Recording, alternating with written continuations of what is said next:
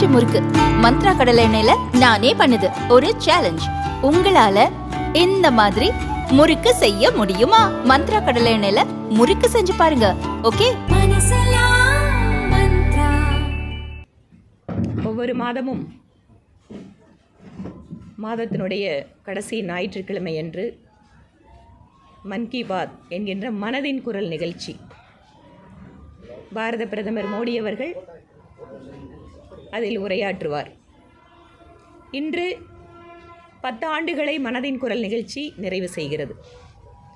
நாடு முழுவதும் இந்த மனதின் குரல் நிகழ்ச்சியை ஒவ்வொரு பகுதியிலே இருக்கக்கூடிய மக்கள், அது தொலைக்காட்சி வாயிலாகவும் ரேடியோ வாயிலாகவும் அலைபேசி வாயிலாகவும் கூட கோடிக்கணக்கான மக்கள் பார்க்கிறார்கள், கேட்டுக்கொண்டிருக்கிறார்கள். இந்த நிகழ்ச்சியினுடைய முக்கியத்துவம் என்பது ஏதோ ஒரு குக்கிராமத்தில் ஏதோ ஒரு மூலையில் ஒரு சாதாரண குடிமகன் செய்கின்ற ஒரு நல்ல சிறந்த செயல் என்பது உலகம் முழுவதும் சென்று சேர்கின்ற விதத்திலே அவர்களுக்கு முக்கியத்துவம் கொடுத்து நாட்டினுடைய பிரதமர் அதை பற்றி குறிப்பிட்டு உரையாற்றுகிறார். எனக்கே தனிப்பட்ட முறையிலே தெரியும், எத்தனையோ நபர்கள் செய்கின்ற மிகச்சிறந்த சேவைகள், அவர்களுடைய கண்டுபிடிப்புகள், மனித குலத்திற்கு அவர்கள் ஆற்றுகின்ற பணிகள் என்று இதுவரை நமக்கு அருகில் இருக்கின்ற மனிதர்கள் செய்கின்ற செயல் கூட அவருடைய மனதின் குரல் நிகழ்ச்சியின் வாயிலாக நாம் கேட்டறிந்திருக்கிறோம். குறிப்பாக கோவை மாவட்டத்தில் பல்வேறு நபர்களை பற்றி, நிகழ்வுகளை பற்றியெல்லாம் கூட மனதின் குரல் நிகழ்ச்சியில் பாரத பிரதமர் உரையாற்றி இருக்கிறார். அதற்கு இந்த பகுதியை சார்ந்தவர்கள் என்கின்ற முறையிலே எங்களுடைய நன்றியை அவருக்கு தெரிவிக்கிறோம். நானே பல்வேறு முறை மிகச்சிறந்த செயல்களை செய்தவர்களை பற்றியெல்லாம் பிரதமருடைய அலுவலகத்திற்கு அனுப்பியிருக்கிறேன். அதை பற்றி அவர் குறிப்பிட்டும் பேசியிருக்கிறார். இன்று மனதின் குரல் நிகழ்ச்சியோடு கூட பாரதிய ஜனதா கட்சி உறுப்பினர் சேர்க்கையினுடைய அந்த பணிகளை இன்று ஒரு சிறப்பு தினமாக எடுத்துக்கொண்டு மனதின் குரல் நிகழ்ச்சியை கேட்கின்றவர்கள், புதிதாக கட்சியில் இணைகின்றவர்களுக்கெல்லாம் சிறப்பான நிகழ்ச்சிகளை ஏற்பாடு செய்திருக்கிறார்கள்.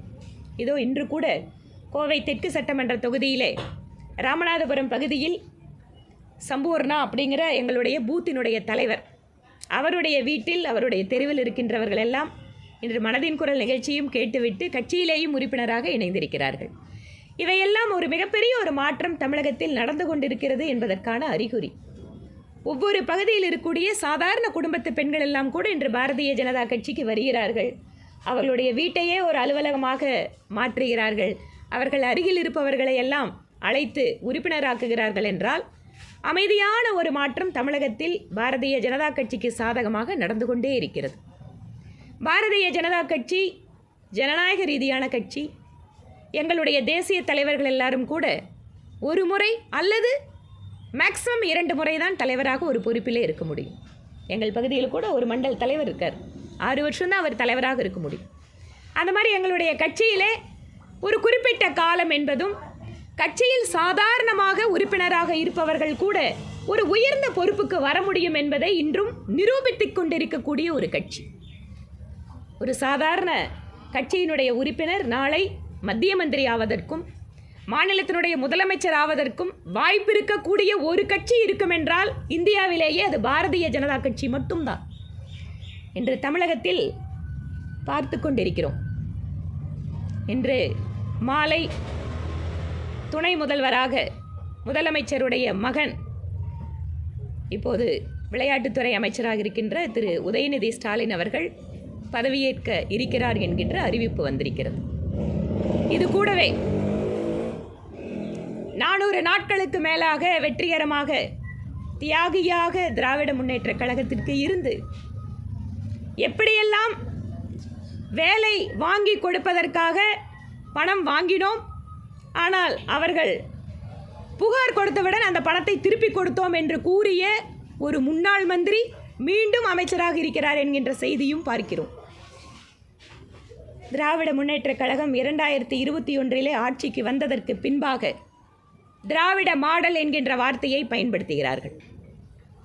அதற்கு அவர்கள் சமூக நீதி, சமத்துவம், பெரியாரிய சிந்தனை என்று பல்வேறு டெஃபினேஷனுக்கு அது விளக்கத்தை சொல்கிறார்கள். ஆனால் திராவிட மாடல் என்றால் எங்களை பொறுத்தவரை நாங்கள் பார்ப்பது வாரிசு அரசியல், குடும்ப அரசியல், ஊழல் அரசியல், ஊழலுக்கு துணை போகின்ற அரசியல். தன்னுடைய மந்திரி சபையிலே 1/3 அமைச்சர்கள் ஊழல் குற்றச்சாட்டிற்கு ஆளானவர்களை வைத்துக்கொண்டு மாநிலத்தினுடைய முதல்வர் திரு ஸ்டாலின் அவர்கள் ஆட்சியை தருகிறேன் என்று எப்படி சொல்ல முடியும்? இன்று மாநிலத்தினுடைய ஒரு அமைச்சர் சொல்கிறார், வாரிசு இல்லாதவர்கள் வாரிசு அரசியலை பற்றி பேசுகிறார்களாம். திராவிட முன்னேற்றக் கழகம் ஒரு காலத்தில் ஜனநாயக ரீதியான கட்சியாக இருந்தது. உட்கட்சி ஜனநாயகத்தை போற்றி பாதுகாக்கின்ற ஒரு இயக்கமாக அந்த கட்சி ஆரம்பிக்கப்பட்டது. எளிய மனிதர்கள் கூட அந்த கட்சியிலே ஒரு உயர்ந்த பொறுப்பிற்கு வருவதையெல்லாம் 30 ஆண்டுகளுக்கு முன்பாக சாதாரணமாக பார்க்க முடிந்தது. இன்று திராவிட முன்னேற்றக் கழகத்தில் 50 ஆண்டுகளுக்கு மேலாக 60 ஆண்டுகளுக்கு மேலாக உழைத்தவர்கள் எல்லாம் எங்கோ ஒரு ஓரத்தில் இருக்கிறார்கள். ஒரு குடும்பத்தில் பிறந்த ஒரே காரணத்திற்காக அந்த குடும்பத்தினுடைய வாரிசுகள் மட்டுமே மாநிலத்தினுடைய முதலமைச்சர் பொறுப்புக்கு வந்து கொண்டிருக்கிறார்கள் என்றால் இதுதான் திராவிட மாடலா? மாநிலத்தினுடைய முதல்வர் திரு மு.க. ஸ்டாலின் அவர்கள், அவரும் ஒரு துணை முதல்வராக இருந்து வந்தவர்தான். முன்னாள் முதல்வர் கலைஞர் கருணாநிதி ஐயா அவர்கள் தன்னுடைய வயது மூப்பின் காரணமாக தன்னுடைய உடல்நிலையை கருத்தில் கொண்டு இன்றைய முதலமைச்சரை அன்று துணை முதல்வராக்கினார். ஆனால் இன்று துணை முதல்வருக்கான அவசியம் ஏன் வந்திருக்கிறது? மாநிலத்தினுடைய முதல்வர் இதற்கென காரணத்தை சொல்ல வேண்டும். எதற்காக இந்த புதிய பொறுப்பு உங்களுடைய அமைச்சருக்கு, உங்களுடைய மகனுக்கு? மகன் என்கின்ற ஒரு காரணத்தை தவிர துணை முதல்வராக்குவதற்கு உதயநிதி ஸ்டாலின் அவர்களுக்கு வேறு ஏதேனும் தகுதிகள் உண்டா? சட்டப்பேரவையிலே நானும் ஒரு உறுப்பினர், பார்த்து கொண்டிருக்கிறேன். ஒரு இளைஞருக்கு வாய்ப்பு தர வேண்டும் என்றால் உங்கள் கட்சியிலேயே, ஏன் திரு அன்பில் மகேஷ் இருக்காரு, நம்ம சின்சியராக இப்போ அசம்பிளியில் உட்காந்து கரெக்டாக பதில் சொல்லிட்டு இருக்காரு. இல்லை, இன்னும் கூட ஒரு சீனியர் வேணும், அனுபவம் வேணும். திரு டிஆர்பி ராஜா இருக்காரு, அவர்களை எல்லாம் கூட உங்களால் துணை முதல்வர் ஆக்க முடியவில்லை. ஏன்?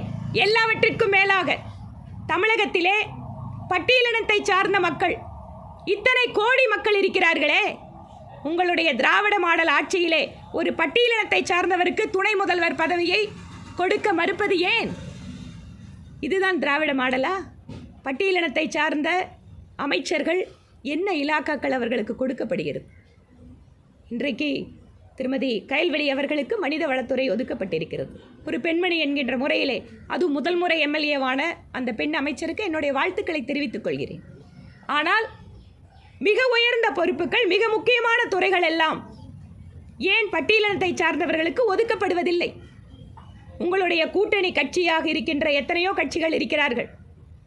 தேர்தலிலே திராவிட முன்னேற்றக் கழகத்தினுடைய கூட்டணியில் இருக்கின்ற அந்த கட்சிகளுக்கு அதிகாரத்தில் பங்கில்லையா? பாரதிய ஜனதா கட்சி அரசாங்கம் 2019 ஆட்சிக்கு வந்தபோது எங்களுக்கு தனிப்பெரும்பான்மை இருந்தது. ஆனாலும் கூட எங்கள் கூட்டணி கட்சியில் இருக்கக்கூடிய கட்சியினுடைய தலைவர்களை எல்லாம் மத்திய அமைச்சரவையிலே இடம் கொடுத்து இது அனைவருக்குமான அரசாங்கம் என்று காட்டினார் பிரதமர் மோடி அவர்கள். சமத்துவம், சமூக நீதி இவற்றையெல்லாம் குழி தோண்டி புதைத்துவிட்டு திராவிட மாடல் என்கின்ற ஒற்றை சொல்லிலே திராவிட முன்னேற்றக் கழக அரசாங்கத்தினுடைய தவறுகளையும் தோல்விகளையும் மறைப்பதற்காக இன்று புதிய அமைச்சர்கள் என்கின்ற பெயரிலே திராவிட முன்னேற்றக் கழகத்தினுடைய அரசு மக்களை ஏமாற்றுவதற்காக ஒரு நாடகத்தை செய்து கொண்டிருக்கிறார்கள். இந்த தமிழகத்து மக்கள் வரக்கூடிய காலத்தில் திராவிட மாடல் அரசுக்கு எதிராக தங்களுடைய எண்ணத்தை, செயல்பாடுகளை வலுவாக்குவதற்கு பாரதிய ஜனதா கட்சி தொடர்ச்சியாக இதை பற்றியெல்லாம் பிரச்சாரம் மேற்கொள்வோம். தமிழகம் என்பது இந்தியாவிலேயே அதிகமான கல்வி அறிவு பெற்ற மாநிலம், மிகச்சிறந்த தொழில்துறையை பெற்றிருக்கின்ற மாநிலம். இதற்கெல்லாம் பல்வேறு வரலாற்று காரணங்களும் உண்டு. சமூக சீர்திருத்த பெரியோர்கள் நூற்றாண்டுகளாக இந்த மண்ணிலே இருந்து பணி செய்தார்கள். அதனுடைய பலனையெல்லாம் தமிழகம் அனுபவித்துக் கொண்டிருக்கிறது. ஆனால் அரசியல் ரீதியாக பார்த்தால் தொடர்ச்சியாக இம்மாதிரியான குடும்ப அரசியலுக்கு அங்கே அந்த கட்சியிலே புதிதாக சேர்கின்ற இளைஞருக்கு எந்த வாய்ப்பும் கிடையாது. இன்று மாநிலத்தினுடைய சுகாதாரத்துறை அமைச்சர் திரு மா சுப்பிரமணியம் அவர்கள் சொல்கிறாரே, வாரிசு இல்லாதவர்கள் வாரிசு அரசியலை பற்றி பேசுகிறார்கள் என்று. அப்போது திராவிட முன்னேற்றக் கழகத்திற்கும் ஜனநாயகத்திற்கும் என்ன சம்பந்தம்? வாரிசு அரசியல் தான் இருக்கும் என்றால் உங்கள் கட்சியிலே ஜனநாயகம் இருக்கிறதா?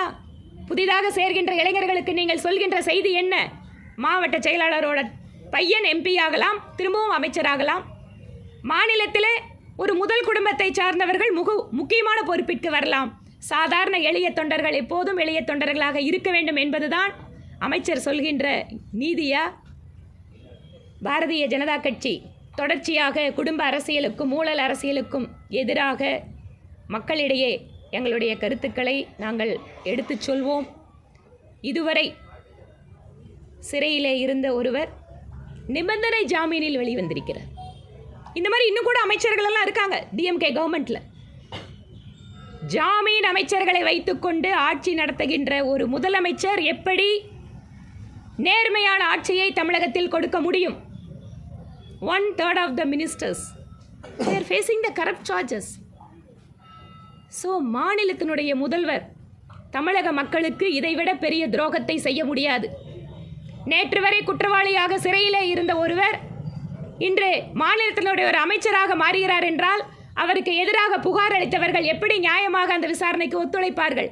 எப்படி பயமின்றி நீதிமன்றத்துக்கு வந்து பேசுவார்கள்? இவற்றிற்கெல்லாம் மக்களுடைய இந்த எண்ணங்களுக்கெல்லாம் மாநிலத்தினுடைய முதலமைச்சர் பதிலளிக்க வேண்டும்.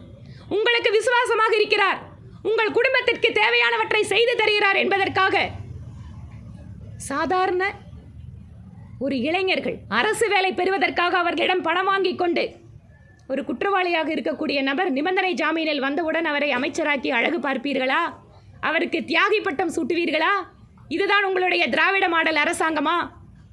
எங்களுடைய இந்த கேள்விகளை எல்லாம் மக்கள் முன்பாக நாங்கள் எடுத்துச் செல்வோம். பாஜக வந்து செல்லா காசி ஆகிவிட்டது, அதனால அதுக்கெல்லாம் பதில் சொல்ல தேவையில்லை சொல்லிட்டு அமைச்சர் சேகர் பாபு தெரிவிச்சிருக்காரு.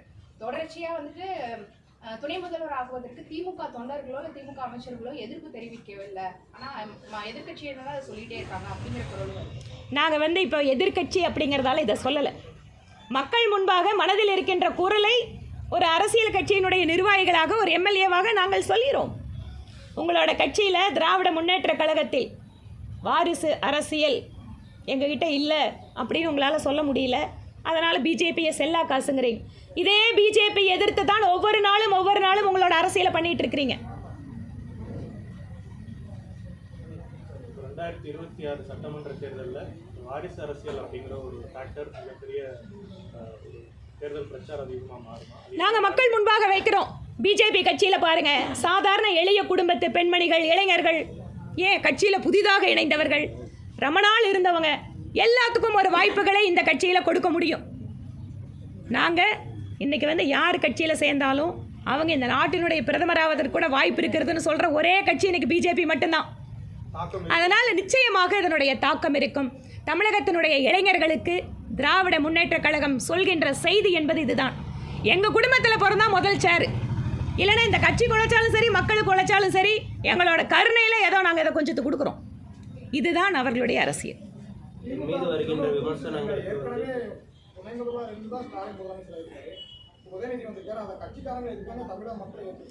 கட்சிக்காரங்க ஏற்றிருக்காங்க, தமிழக மக்கள் ஏற்றிருக்காங்கன்னு எப்படி சொல்ல முடியும்?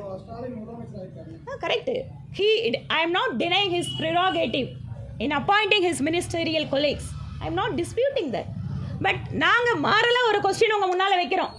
அதே கட்சியில் உங்கள் பக்கத்தில் 50 வருஷத்துக்கு மேலே எம்எல்ஏவாக இருக்கின்ற, அமைச்சராக இருக்கின்ற திரு துரைமுருகன் அவர்களுக்கு இல்லாத ஒரு தகுதி திரு உதயநிதி ஸ்டாலின் அவர்களுக்கு வந்திருக்கு.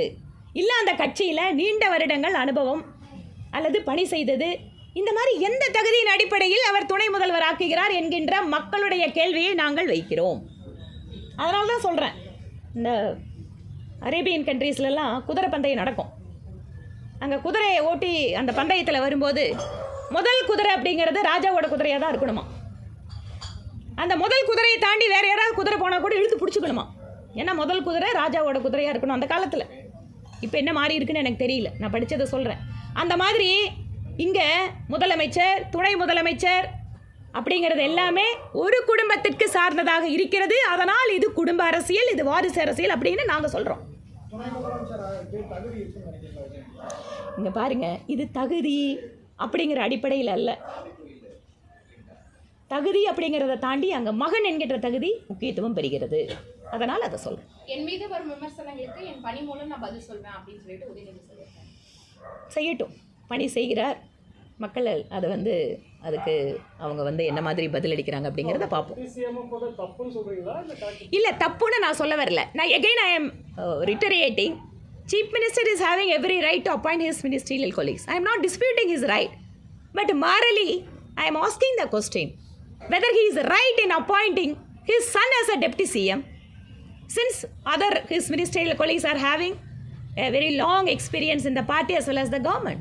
Why that opportunity is being denied to his party members, senior members, and as well to the alliance partners? That too, more importantly, what I am asking him, why you are denying a deputy CM position to any scheduled or scheduled tribe members? Because scheduled community people in Tamil Nadu, they are around 25% to 30%. Why they are not ready to give that position, important position, to the scheduled community? Even some of his alliance partners are there. So what is preventing him from giving this important position to either his senior members or to other coalition partners? Do you see this as a dynasty? What is more than that? If it is not dynasty, then what is dynasty?